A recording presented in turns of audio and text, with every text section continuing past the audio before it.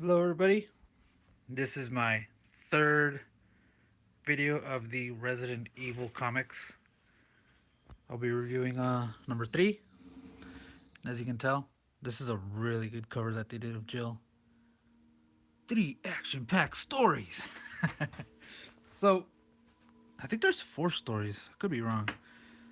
And I just read it slowly.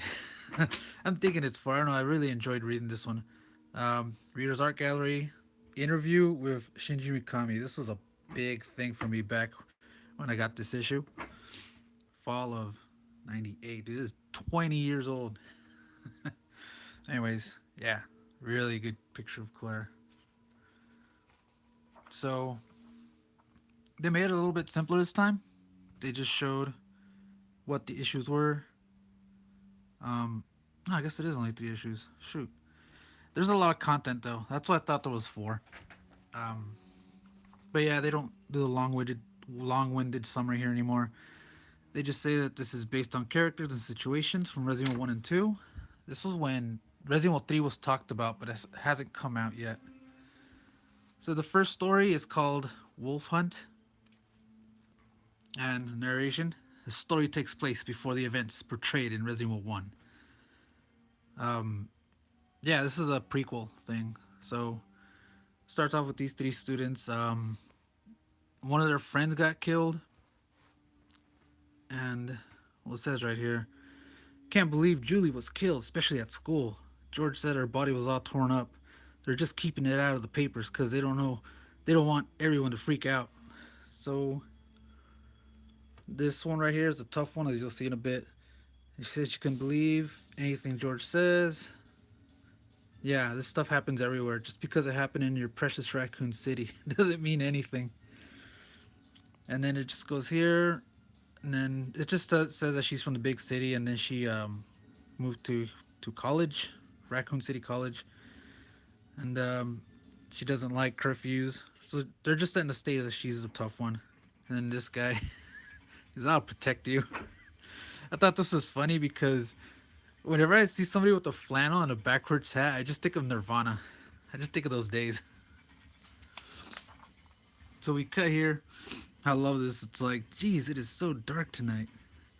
I can relate to this a little bit because right now it's like the sun's setting like around 5:30, 6 o'clock. So like by 6, it's like completely dark. But this is kind of stupid, and you'll see in a minute.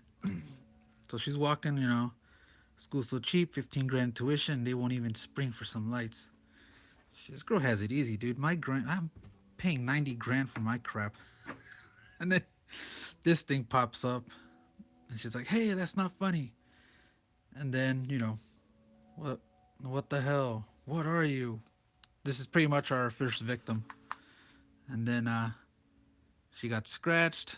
She does the Johnny Quest scream, and you see this monster lurking in the shadows. It's about to kill her. So we skip here. And again, I love this because when I read these, I always have the original voices from Resident Evil 1 in my head when I read these character lines. I'm talking like the PlayStation one. So Jill's got this face like, yeah, here we go. What is it this time? And it's Wesker, he's like, all right, you know about the killings over at the college. RPD have asked us to help. They're not used to this sort of thing. And it's just pretty much they're gonna go undercover. They tell him what's up, and Jill's gonna go undercover as one of the high school students, and only her and Barry know that she's in this mission.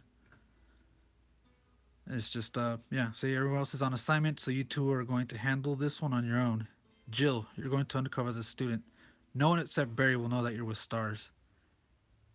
So this is just their mission, and then Barry, you're the backup pretty much, and they're gonna give her a little necklace that can talk to Barry. And we go back to this one right here later that day. So these students are at school. There's Jill. And she's just listening to his conversation. It's like, "Are you all right, Raquel?" And the girl says, "Oh, Mike, why did it have to be Michelle? She always thought she was so tough. Why couldn't she just stay home?" And I love how they put Jill in her alternate outfit from the video game. They made it work.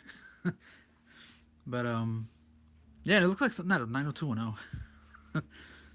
So Jill goes up to him. Excuse me, I'm sorry, but I couldn't help but overhear your conversation. Did you know the girl that was killed last night? And that's just her pumping information. And then this guy just tells her, the same dude, the Chad. And then she just says that she transferred for university and whatnot. She tells her Michelle came from the New York. She didn't think anything could happen. This guy's like, listen to my advice. No, listen, my advice is that you get back to Grant. But if you can't do that, follow the curfew and don't go anywhere near the library after dark. In reality, with Jill, I think everybody would be hitting on her, especially with that kind of clothes. So, anyways, we skip to the nighttime, so you get right to the action, right?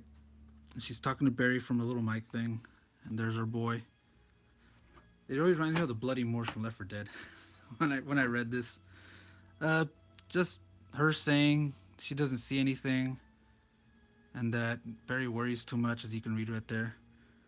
So they're just talking, right? And it says, Barry, can you hear me? Because it goes out, as you can see right there.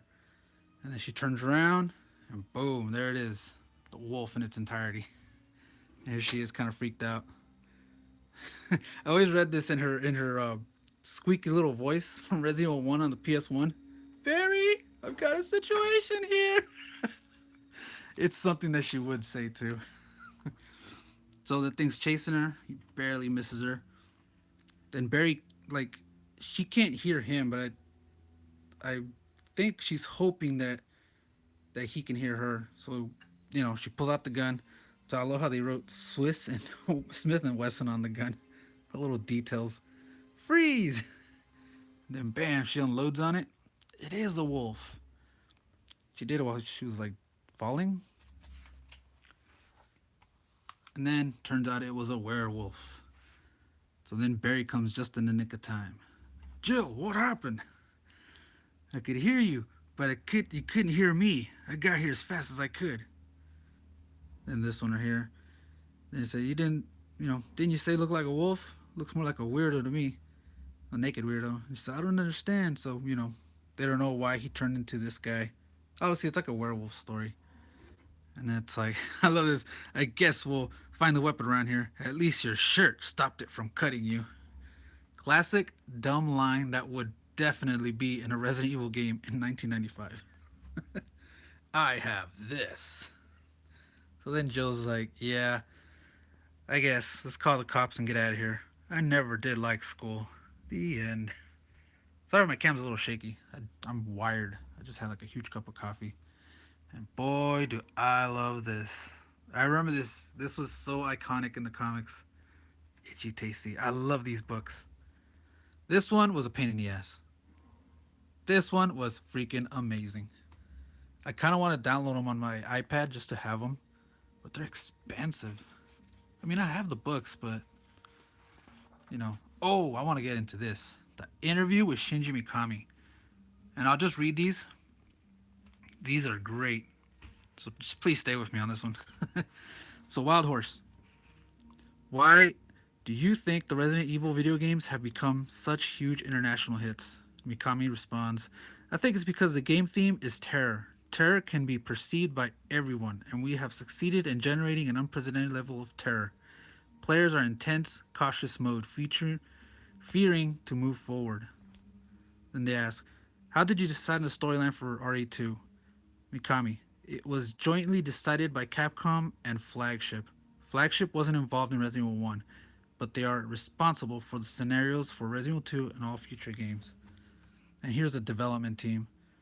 Dude, I honestly wish I could be in that team. Back when I was like, what, 15, 16? I was so psyched. I was like, dude, I want to be a part of that team. This was when Resident Evil 1 and 2 came out. So let me go here. There it is, the producer. there are lots of hidden game.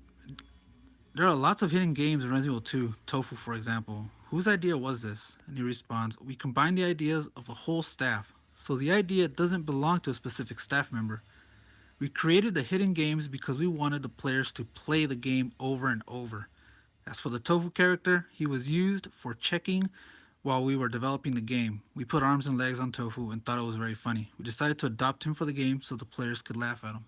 So yeah, like if people don't know, Tofu was just a blank model that they used, and that was the reference for or a placeholder for any character, which is why it's just straight and it's white because it's just white. It's a blank color. All right, Wild Horse. How did you come up with the new creatures like the liquor that are featured in Resident Evil 2? Obviously, he responds, we all exchanged our opinions and ideas. Creature to create the creatures.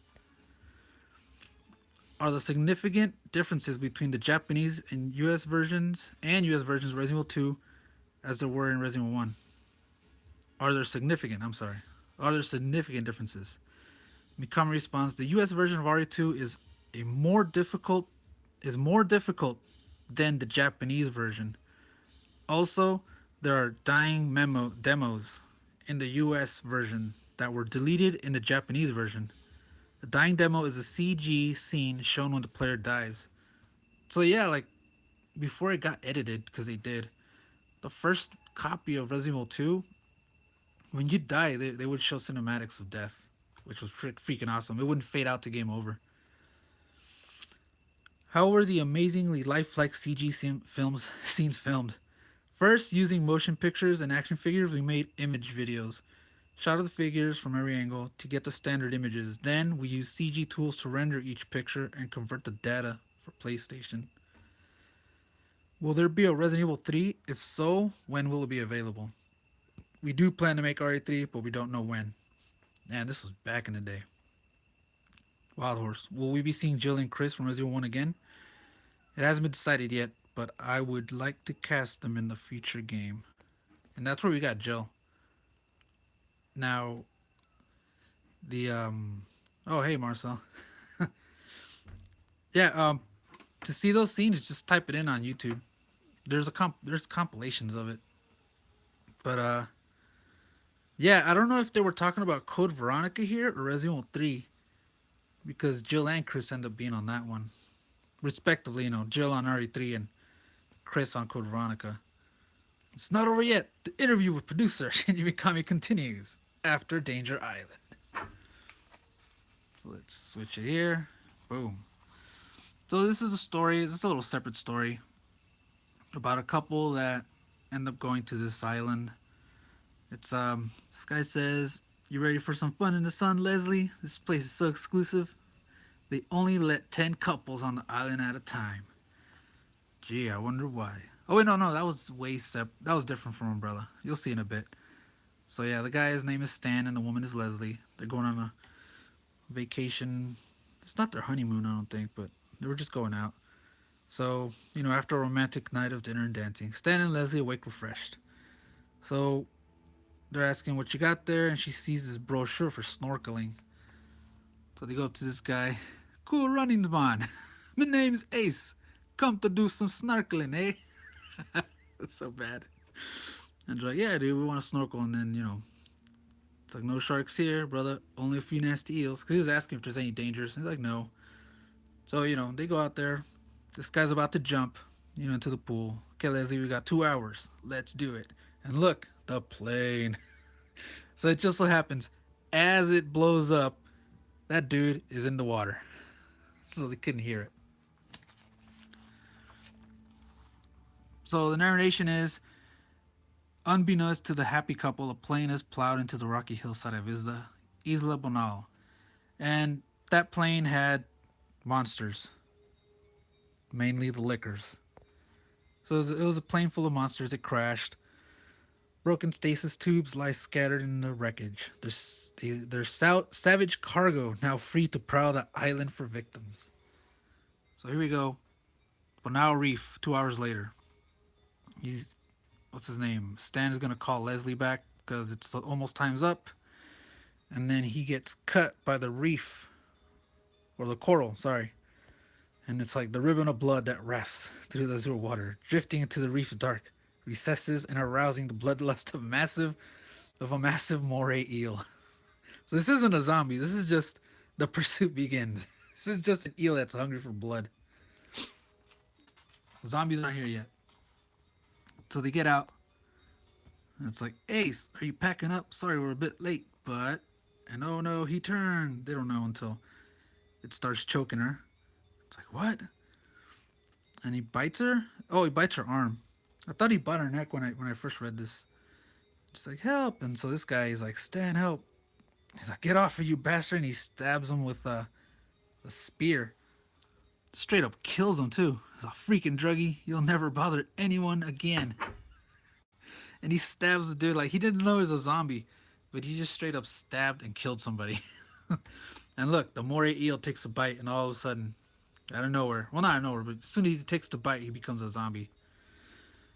And then he's like, did you see his eyes, Leslie? He was definitely on something. The management's gonna hear about this outrage.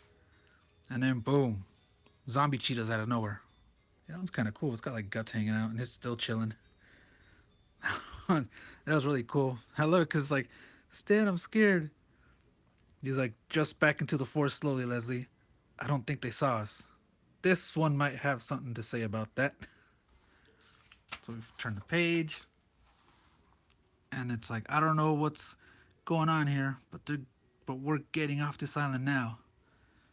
And they're, we'll take the kayaks in, and then this thing comes out, which I think it's freaking awesome.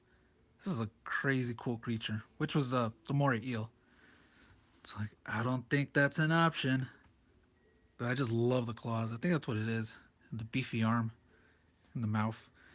The eel, having feasted on Ace's infected corpse, has mutated into a hideous mockery of nature. And it's like sniff, sniff.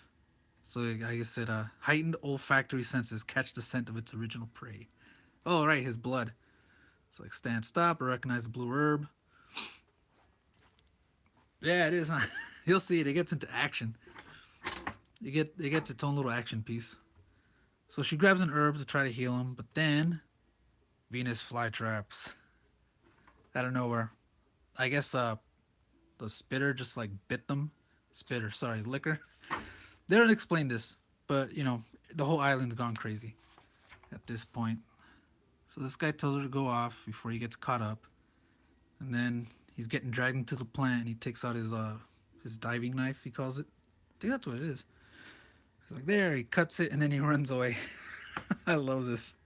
This is probably like the laziest days that they ever been, which is really good because everything else is amazing.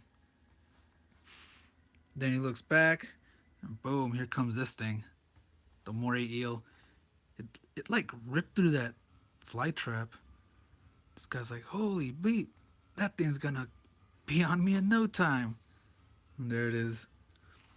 It's funny because he's like climbing the rock, and it's like the rock dislodged by Stan's foot hurtles earthward. Earthward? Okay. And I guess it swallows it. It's like, damn, that was close. I hope that killed it.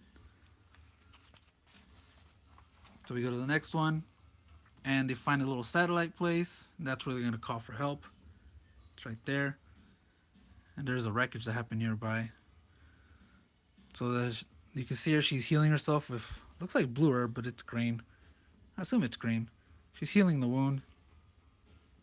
And, yeah, it's okay, I guess. It's just that we've barely escaped death a few times already, and we can't get lucky forever. I was asking how he's holding up. So, yeah, and then, Stan, if we don't make it, I just want to know how much. And then, oh, God. Stay here, I'll check it out. And then, giant death lizards. At first, I thought they were just regular lizards.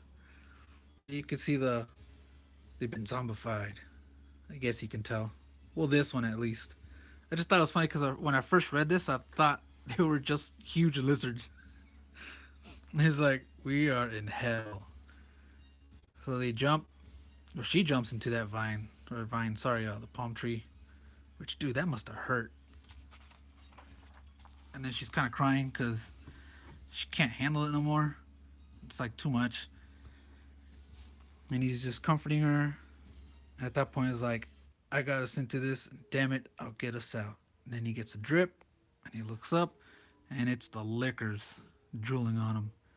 So one drops, and then two more drop. They're surrounded pretty much. And it's funny. It's like, this is it. Fight for your life. Oh, God, why me? Three lickers against two people. They're dead. But then, rumble. Something crazy happens. This guy comes out. The Moray Eel slash Hunter. This thing looks more amazing. It's like, damn, that thing's still alive. Yeah, rocking the mouth ain't gonna do much. So she runs. Was it scared off the other monsters? I don't think that would really happen. I think they would just go to the side. But nah, we'll just leave it for the comic. I'll accept this. Scare off the other monsters. Head for the shed, and it'll hold it, and I'll hold it. And then boom, it slashes him right. So he's like, oh, guts on fire. And it's getting close. And he's like, as the beast draws even closer, Stan spots a twisted wing strut from the crash. Come to Papa Freak. And then boom, he stabs him right in the shoulder. This is a really sick ass scene. Dude, I love this. This guy knows how to draw. Where this is. Sorry if I don't know the names. This guy's like, woo! He's kind of like backing up now because he got stabbed in the shoulder. The wounded beast from the staggers away from Stan, clutching at its injured shoulder. And he's like, come on, just a little further. So he jumps on this little thing right here from the helicopter or the plane, sorry. And then boom, he hits it. And the creature falls back. It looks like a chameleon now. And boom, he got Mortal Kombat. So it died. You're sushi now. And then Leslie calls, obviously Mayday. She calls for help. And it's like, that's a copy. What is your location? Repeat. What is your location? And then she tells me, they're trapped on the island. We need help. And he comes out. Like, Stan, you're hurt. And his ribs are all messed up. He managed to kill that thing off. Lay down over here. Help is coming. And I'll go to the next page. So she's standing to him. He's like, your ribs are showing. So anyway, he's like, don't talk, save your breath. Listen, my love, if I die here, tells him, no, don't say that. Just trying to, they're just having a moment. And he hears the choppers, and it's everybody's boy, William Birkin, the lucky two. It's like, I'm William Birkin, and you are the last two survivors on this island. We've just done an aerial search, and the others have not fared as well against my lovelies. I'm quite impressed. Too bad no one will ever hear your tale. And I was like, damn. I was like, gasp, you're not going to. Oh, but I am. And he kills them both. I thought this was sick, dude. This is so like Birkin. I don't know if he'd say lovelies. I think he would say my precious creations. But I believe this is on point with what Birkin would do. They got him head on, or whatever you would say. No, here's the best part. The second part of the interview. Oh, man. So let's continue. On this interview, they ask Shinji Mikami, will we ever see the European Umbrella HQ that Jill and Chris went to look for at the end of RE1? Man, Mikami, I'm sorry that's classified.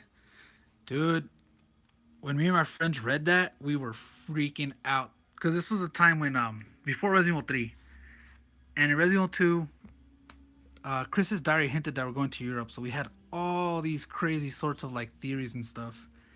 And we were like, yes, it's happening. Will there be new creatures featuring Resident Evil 3? That hasn't been decided. What are your influences, movies and books? Magazines, music? He responds, I watched about 50 movies every year. I watched most of the movies featuring zombies. I read fantasy novels like Guin Saga. I listened to classical music like Mozart's Piano Concert No. 20 and jazz, like Bud Powell's Dream of Cleopatra. I enjoyed video games too, like The Legend of Zelda. Damn, Hideo Kojima and Shinji Mikami, right there. How many people work on the RE games? 60 people on RE1, 50 on RE2. Whatever happened to the other 10? I wonder. Then what is your career background? I graduated from Doshisha University, one of the traditional private universities located in Kyoto, Department of Commercial Science. I majored in the study of merchandise. As a club activity, I participated in kendo and karate. I joined Capcom 8 years ago. I was involved in the development of Aladdin and Goof Troop for the Super Famicom and Roger Rabbit for Game Boy. Did you play video games when you were growing up? I didn't play video games when I was little. I played outside instead. The first game I played was Space Invaders when I was in junior high school. I played it 4 or 5 times at a coffee shop. When I was 20, I started playing video games. Wow. To the readers, I will be making other games in addition to Resident Evil, so please give us support. And then there's like the main team. Man, I wish I was in there. Dreams. Dreams. Then we got an ad here for the other stuff. Dude, I love this art gallery. I like this person in general. He did some really good stuff. But yeah, 90s Japan indeed, Marcel. I loved it. I'm telling you. So obviously you can see kids were reading this at this point. I like this one. I don't know who's. I think it's supposed to be Chris. And then the zombie, number one. And then this guy again. His name is Riley. Good stuff. Really good stuff. Let's get this ad. Oh man. So this is the third issue. This is the final chapter. Dead Air. So this is Jill, Chris, and Barry, and they're just recapping that they're gonna go to Europe, and this is outside U.S. jurisdiction, so they can't go as STARS members. They're going like deep undercover. So whatever happens to them, happens to them. You know, if they die, nobody's gonna care.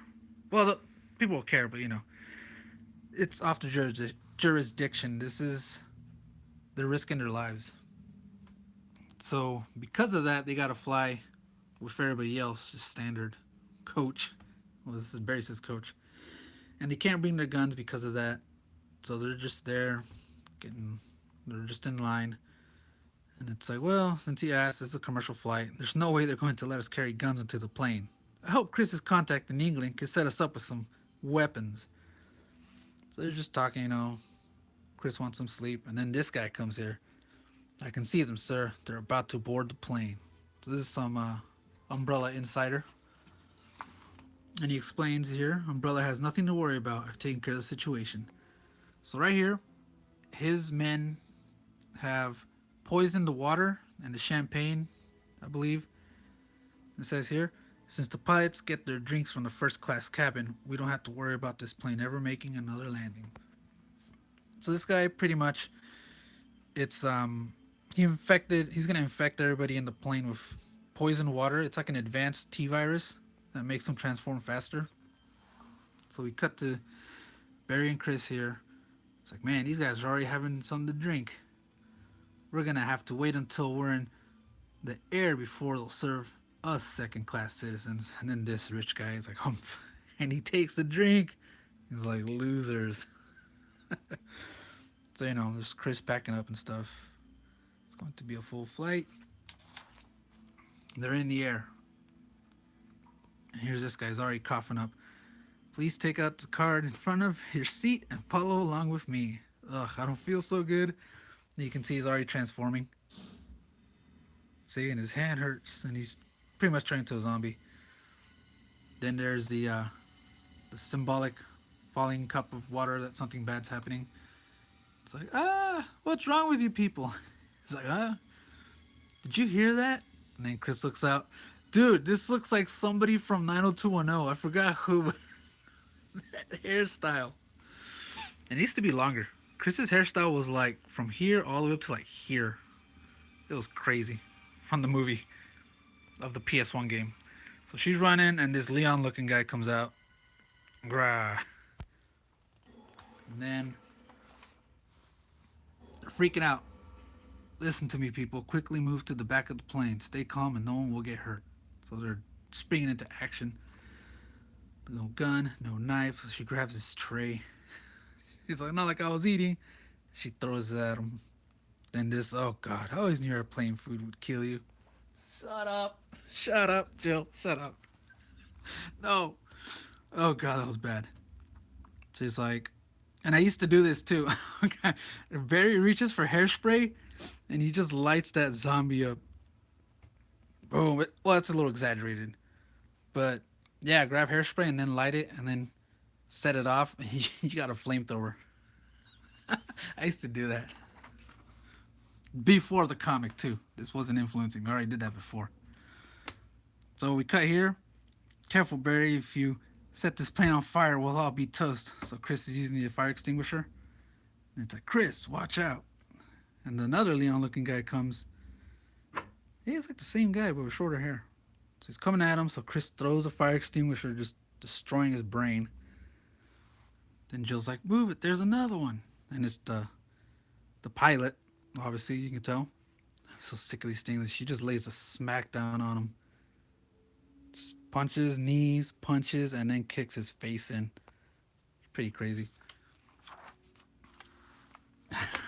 I love this scene. Oh, dude. Yes, they did make Barry look majestic. You got to see my last issue, or the last video I made about Resident Evil issue number 2. Barry has his own story, and he's like Die Hard Barry. Anyways, I love this scene. Look at this. Chris has a zombie on a headlock, and he's holding this one down. He's just laying the smack down on these zombies. Barry, I don't even know what Barry's doing there though, but he's just ready. I just love this. It's like, hey guys, this isn't so bad. There's only a couple zombies left. So, uh-oh, I've got a problem over here. She's like, I killed the pilot. Dun dun dun. To be continued in Zombies Abroad, Resident Evil number 4. So skip this. Just alternate art. These little profiles that they made. I don't know how much of this is true. I remember the whole kicked out of the Air Force and became a drifter. I don't know if that was a comic thing or if that was in the game. I gotta check back. I don't remember. But it was a really cool story about that on the first issue. And then another. This does not look like Claire. It's Claire. And I don't think she was 18, 19. It was weird. When the movie came out, Resident Evil Degeneration, I think it was, the first one. I looked at her age. I think she was 26. And it was like 10 years after. And I was like, wait, does that mean Jill's 26? Jill is 16 years old in Resident Evil 2? I don't know if she was or not. I always thought she was 16 because of that. Oh, God, dogs. And here's the letters. Dude, and my sister got to write to them and she got her letter published. Kind of jealous. I should have done it though, but I wasn't into comics. She is, but not me. So it's just the letters, the fan letters, more letters. That's the end of the issue, really. And then, oh, there it is. Carlos Deanda, the penciler. The writer, two writers, two pencilers, three pencilers, and two inkers. Damn, the inkers are good. Ugh. So, as you can tell, you can hear dogs in the background. Thank goodness. Oh, what? Okay, I'm just looking at this now. Meet the crew that brings Resident Evil. Damn, they were going to appear at these locations. Los Angeles, Santa Monica, Garden Grove, San Diego. Comics and stuff. Oh, God. Dude. Oh. Everybody, you got to be into comics. You'll miss out stuff like this. And that leaves us to the end of this comic. Number 4, second to the last. Man. Well, that's it for my in-depth review of Resident Evil comic issue number 3. I really enjoyed this one. Not my favorite one. I like the second one still. It's really good. Find a way to read it. I want these guys to make money, but obviously it's been like 20 years ago. So, I mean, however you can find a way to read this comic, read it. It's fun. These guys actually put effort into this. And I'm only saying